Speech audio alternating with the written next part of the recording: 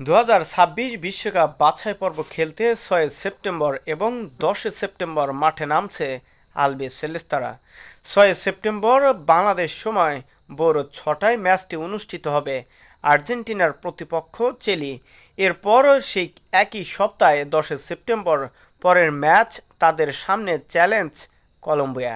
Copa আমেরিকার ফাইনালে যাদের হৃদয় ভেঙে সবচেয়ে বেশি শিরোপা জয়ের ইতিহাস গড়েছে আর্জেন্টিনা। বিশেষ করে আর্জেন্টিনা দলে তারকাদের যে একটা হিড়িক পড়েছে সেটাও লক্ষ্য করা গেছে, কিন্তু দলটি থেকে ছিটকে গেছেন আর্জেন্টিনার বিশ্বকাপ জয়ী তারকা লিওনেল মেসি। এদিকে পুনর্বাসন প্রক্রিয়া শেষে মেসিকে শিগগিরই দেখা যাবে ইন্টার মায়ামির ম্যাচে, কিন্তু ইনজুরির কারণে তাকে ছাড়াই বিশ্বকাপ বাছাই পর্বের দল ঘোষণা করতে হয়েছে লিওনেল স্কালোনিকে।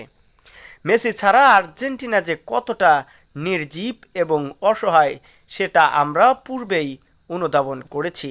তবে এই ম্যাচটিতে লিওনেল মেসির জায়গায় যে কজন নতুন তারকার জায়গা হচ্ছে, তারা কি জায়গাটা পূরণ করতে পারবেন? দর্শকরা আসলে কতটুকু আশাবাদী তাদের কাছ থেকে? এদিকে দলটির অন্যতম তারকা ডিফেন্ডার লিসান্দ্রো মার্টিনেজ বলেন, আমাদের সব সময় যে কোনো পরিস্থিতিতে মানিয়ে নিতে হয়, এটাই ফুটবলের কাজ। মেসি নেই, ডি মারিয়া অবসরে গেছে, ওরা আমাদের প্রাণ। সবসময় দলকে চাঙ্গা করে রাখাই অদ্ভুত শক্তি ওদের আছে, কিন্তু কিছু করার নেই, আমাদের এগিয়ে যেতে হবে।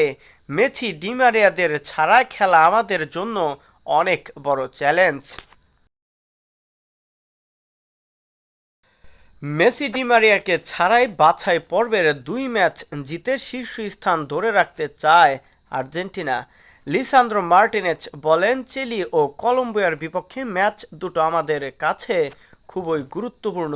এ 2 ম্যাচে পরিকল্পনা অনুযায়ী পারফর্ম করে জয় পেতেই হবে আমাদের। কলম্বিয়াকে হারানো সহজ হবে না, ওরা কোপার ফাইনালে শোধ নিতে চাইবে, আমাদের তাই সতর্ক থাকতে হবে। চেনা কন্ডিশনে খেলা হওয়া আত্মবিশ্বাসী আমরা, কিন্তু দলটিতে 2 সিনিয়র খেলোয়াড় না থাকায় একটু দলে প্রভাব পড়তে পারে, সেটাও লক্ষ্য রেখেছে দলটির কোচ।